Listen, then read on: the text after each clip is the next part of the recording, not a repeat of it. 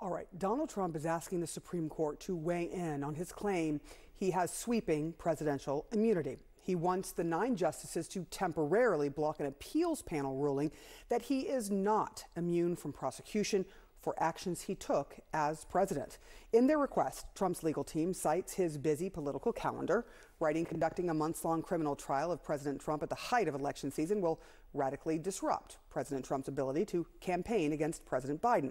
If the Supreme Court decides to take this issue up, it would be the second Trump case in front of them. Right now, they are also considering if he should be disqualified from the ballot in Colorado, which determined he was part of an insurrection. Joining me now, former Manhattan prosecutor Jeremy Saland. All right, there was a deadline.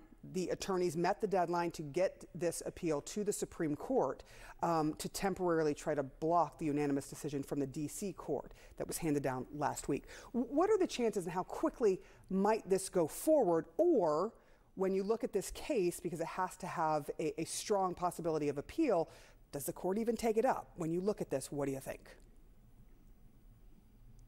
It's a good question if the court's even going to take it up, but this is an emergency application, and what Donald Trump is asking the court to do is not necessarily make a ruling on the immunity issue immediately, but he's asking for a stay, because if you recall, the appellate court out of the circuit court out of D.C. said you have to by Monday, you have to either go to the Supreme Court or come back and do en banc, which means all 11 judges in the circuit. But if you come back to us, it's not going to stop that clock from ticking, and the case is going to proceed. So Donald Trump is asking the Supreme Court to say, time out, I want to go back there, but don't count this towards me. Don't send it back to Judge Chutkan in the district court.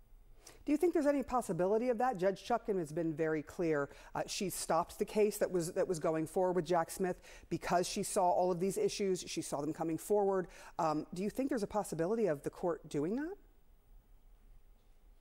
Well, I would think the court, very good chance they could stay this and press that pause button. And then obviously Donald Trump and his team have to make that application. They have to grant cert, and it has to go up to the Supreme Court if they decide to do that.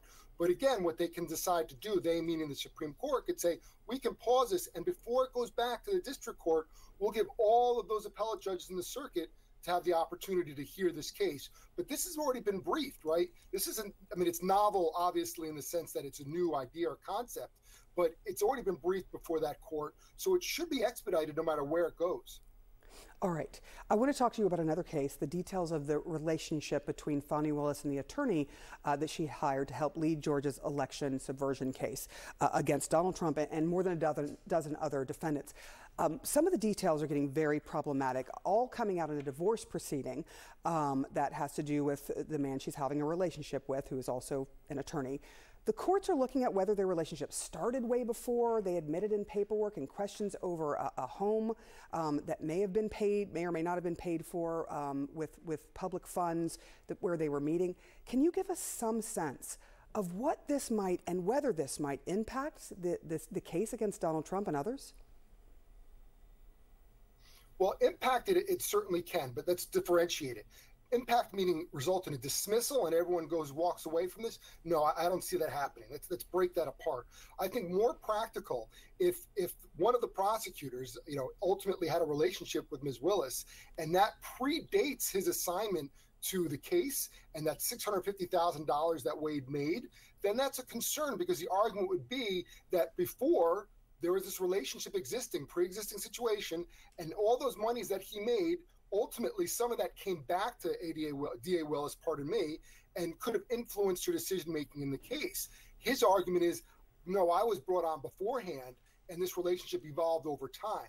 So inappropriate potentially is their argument, but in terms of something that would have her removed from the case, her argument is no, but it certainly raises red flags, and the judge is very clear. She may, not necessarily so, but she may have to testify when this hearing comes up later this week. So the possibility of maybe a recusal, although that she is saying that that's not going to happen right now, that would be the big impact on the case, not that the case would be thrown out. Very good to know. Jeremy Saland, sorry, I know you. Thank you so much for coming on for your analysis. Right. Appreciate it. John.